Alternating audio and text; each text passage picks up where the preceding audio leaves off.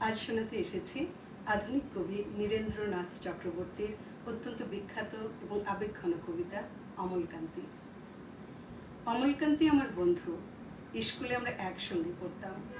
রোজ দেরি করে ক্লাসে আসতো, পড়া পারত না।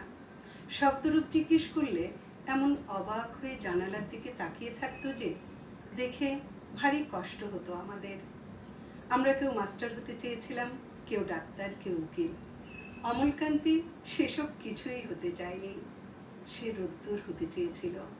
ক্ষান্ত বর্ষণ, কাকডাকা বিকেলের সেই লাজুক রোদ্দুর, যা আমার জামরুলের পাতায়, যা কিনা অল্প একটু হাসির মতন লেগে থাকে।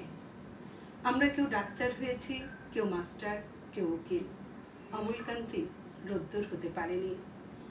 সে এখন একটি অন্ধকার ছাপাখানায় কাজ করে। মাঝে মধ্যে আমার সঙ্গে দেখা করতে আসে, চা খায়, এটা ওটা গল্প করে। তারপর বলে, উঠি তাহলে। আমি ওকে দরজা পর্যন্ত এগিয়ে দিয়ে আসি। আমাদের মধ্যে যে এখন মাস্টারি করে, অনায়াসে সে ডাক্তার হতে পারত।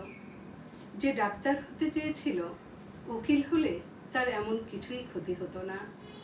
অথচ সকলেরই ইচ্ছে পূরণ হলো এক অমলকান্তি ছাড়া। অমলকান্তি রোদ্দুর হতে পারেনি।